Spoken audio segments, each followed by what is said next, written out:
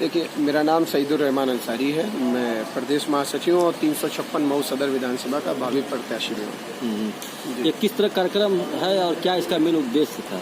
देखिए, कांग्रेस पार्टी निरंतर जनता के बीच में जाने का काम कर रही है और वो मुद्दे जिससे सरकार नजरें चुरा रही है उसको उठाने का काम कर रही है। आज उत्तर प्रदेश की जो दयनीय स्थिति बनी है, इसमें सपा, बसपा, भाजपा तमाम तर सरकारों का योगदान रहा है बहुत अच्छी तरीके से। इसलिए कांग्रेस पार्टी ने अपना खोया हुआ अस्तित्व वापस पाने के लिए एक बार पुनः पार्टी के कार्यकर्ताओं समेत आम जन जागरण किया, लोगों के पास जाने की कोशिश की और जा भी रहे।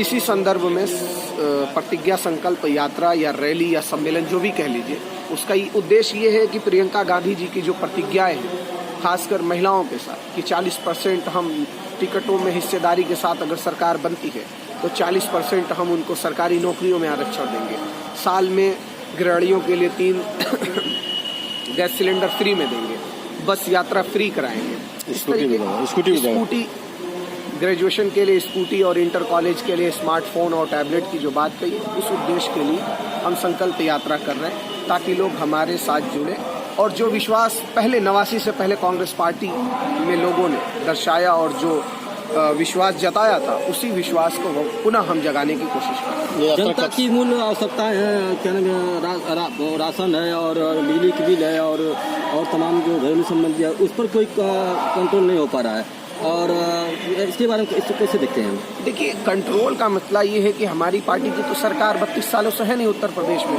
हमने वादा किया है कि जिस तरीके से डॉक्टर मनमोहन सिंह की सरकार ने 72 रुपये की बुनकरों की बिजली की सब्सिडी योजना जो थी, इसको मुलायम सिंह ने तथाकथित तौर पे यहाँ पारित किया। अगर सदन के माध्यम से पारित करते तो आज हम हाई कोर्ट में लड़ते, लेकिन शासन के माध्यम से पारित करा के यहाँ के बुनकरों, मजदूरों, किसानों के साथ जो उन्होंने छलावा किया है, उस छलावा से हम लोग उनको अवगत करा रहे हैं। आने वाले वक्त में कांग्रेस पार्टी की सरकार आती है तो योजना पुनः लागू होगी। तो बिजली के बिल में तो कम किया गया, जो 6 रुपये यूनिट था 3 रुपये यूनिट हो गया, 50% कम हो गया है। कहने की बातें अलग होती हैं और साहब करने की बातें अलग होती हैं। अभी तक आधिकारिक रूप से कोई मुख्यमंत्री के यहाँ या प्रधानमंत्री के यहाँ से कोई सूचना नहीं आई है, कोई जियो नहीं आई। ऊर्जा मंत्री ने ट्वीट करके कहा है। देखिए, ट्वीट तो बहुत कुछ होते रहते हैं। प्रधानमंत्री जी ने 15 लाख की बात की, लेकिन उन्हीं के गृह मंत्री, सहकारिता मंत्री कह रहे कि ये जुमला था, तो बाद में ये कह दे कि ये चुनावी जुमला था। और रहा सवाल अनाज का, तो 2011 में खाद्य सुरक्षा बिल ले आके डॉक्टर मनमोहन सिंह की सरकार ने गरीब लोगों को 1 रुपया किलो चावल और 2 रुपया किलो गेहूं देने का काम किया था। लेकिन आज सरकार गेहूं, चावल, दाल दे तो रही है, लेकिन 25 रुपए की दाल पे 175 रुपए का झोला और पैकेट, और उसमें क्या निकल रहा है ये आप मीडिया के साथियों से छुपा नहीं है या हमें बताने की आवश्यकता नहीं है। अभी पंजाब सरकार पर आरोप लगाया गया कि मुख्यमंत्री, प्रधानमंत्री काफिले पर उनका बहुत बड़ा हाथ है, जो रूट को चेंज किया गया था और उनको जान से मारने की प्रयास किया गया, इसके बारे में क्या कहना है? देखिए सर, आप भी जानते हैं भली बात और मैं भी जानता हूँ कि प्रधानमंत्री की जो सुरक्षा होती है वो SPG की होती है।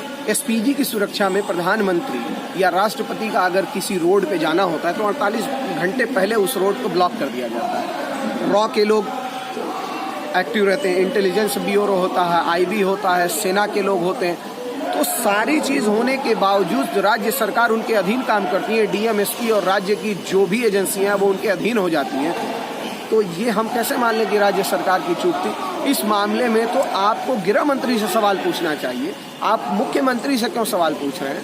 आपका गृह मंत्री, सरकार तो कांग्रेस की वहाँ बनाई गई थी। देखिए, कांग्रेस की सरकार थी, लेकिन कांग्रेस में जब सवाल जवाब हुआ उनसे DGP टेलीफोन उठा रहे ना मुख्यमंत्री, आखिर में एक जिम्मेदार आदमी है। सर, आपकी बात सही है, जिम्मेदार व्यक्ति है, लेकिन प्रधानमंत्री से तो बड़े नहीं होते ना मुख्यमंत्री।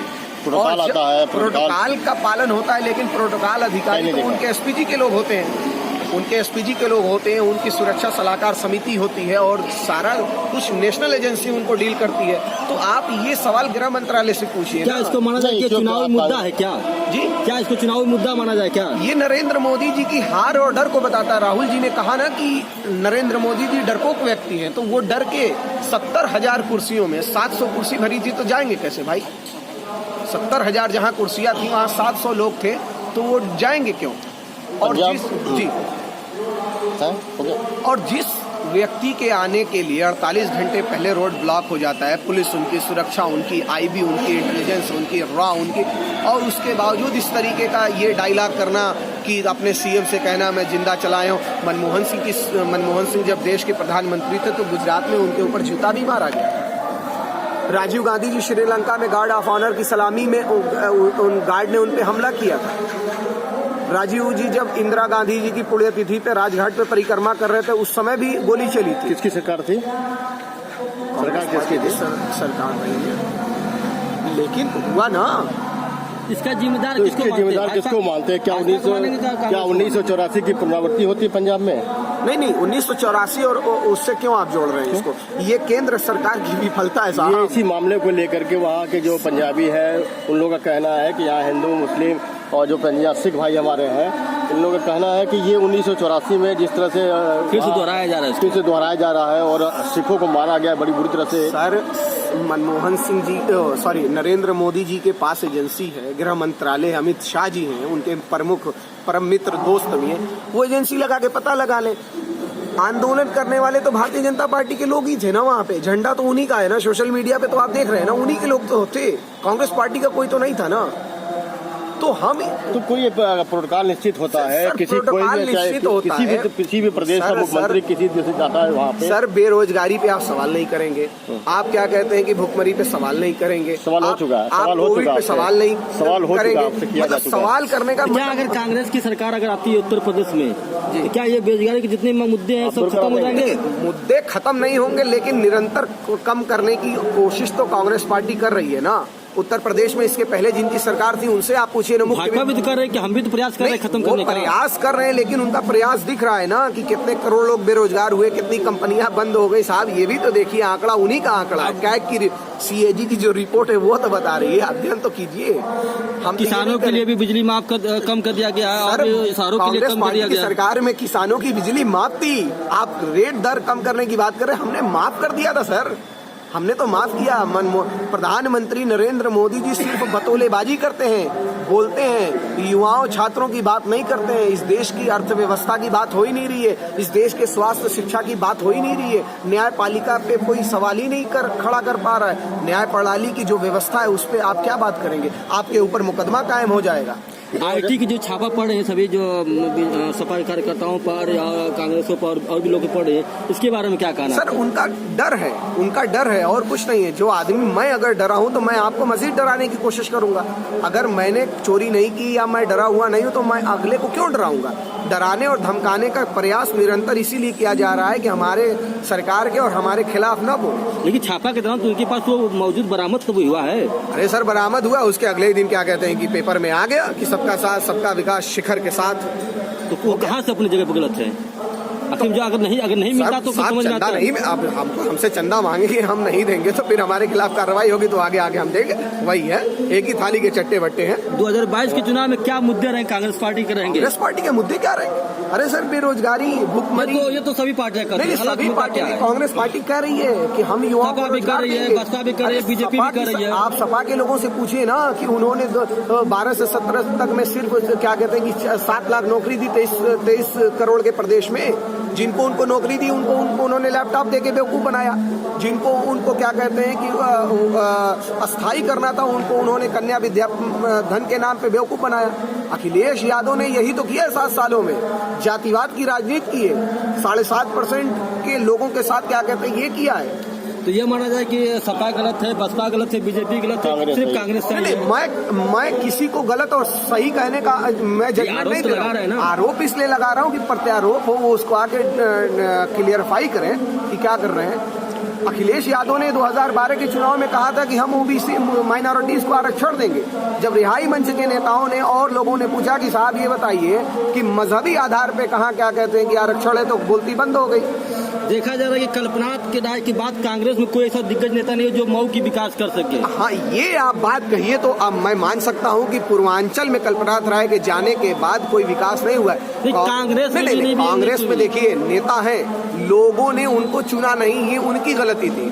कांग्रेस पार्टी ने यहाँ 3.5 ओवर ब्रिज दिए, कुछ कल्पनाथ राय के- मैं बता रहा हूँ 3.5 हाँ, कांग्रेस पार्टी और कल्पनाथ राय ने ही दिया। अगर कांग्रेस पार्टी की सरकार नहीं होती तो शायद कल्पनाथ राय भी नहीं दे पाते। लेकिन आधा ओवर ब्रिज जो ये ढेकुलिया वाला बना है, जिसपे हम आज जा रहे हैं, इसको नसीमुद्दीन सिद्दीकी ने भी लोकार्पण उद्घाटन किया, शिवपाल यादव ने भी किया, मुलायम सिंह यादव ने भी किया, अखिलेश यादव ने भी किया। यही तो इनका काम है। 12% बनाया किसने? बनाया तो कांग्रेस पार्टी ने था। पुल किसने आधा बना, उसके बाद 89 में हमारी सरकार चलेगी, राय साहब क्या उसके बाद चले अब गए। ये माना जाए कि जो भाजपा के जो प्रोजेक्ट है, अगर कांग्रेस सरकार में बनती है तो क्या उसमें सिर्फ कांग्रेस ही करेगी? सर ये बताइए कि भारतीय जनता पार्टी का कौन ऐसा प्रोजेक्ट है जो लॉन्च हुआ? अभी बहुत तक ऐसे तो- लॉन्च देखिए सर, अभी तो 2011 में सेंट्रल जो ये एक्सप्रेसवे था, नेशनल हाईवे है जिसको कहते हैं, ये कांग्रेस की मनमोहन सिंह की सरकार की योजना थी, उसका फीता काट रहे हैं। ये पूर्वांचल एक्सप्रेस समाजवादी पार्टी का था, उसमें क्या कहते हैं कि उन्होंने फीता काटा। इनका अपना नया प्रोजेक्ट क्या रहा, ये बता दीजिए सर। 2022 में किसकी सरकार बनेगी?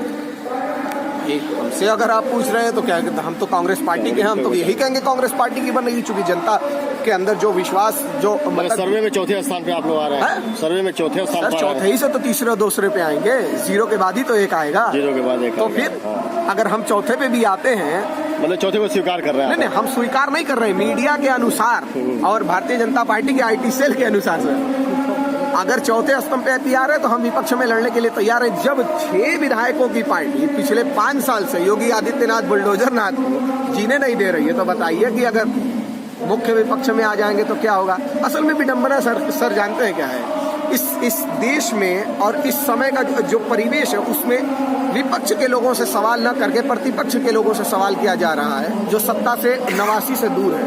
और इसलिए कर रहे हैं, ये विश्वास है उनको कि अगर कांग्रेस पार्टी के लोग आएंगे तो जो हमारे सवाल हैं, जो हमारी कठिनाइयां, जो परेशानियां, उसको ये पूर्ण रूप से इसका समाधान करने की कोशिश करेंगे। इसलिए हमसे सवाल किया जा, ये विश्वास हमें अच्छा लगता है।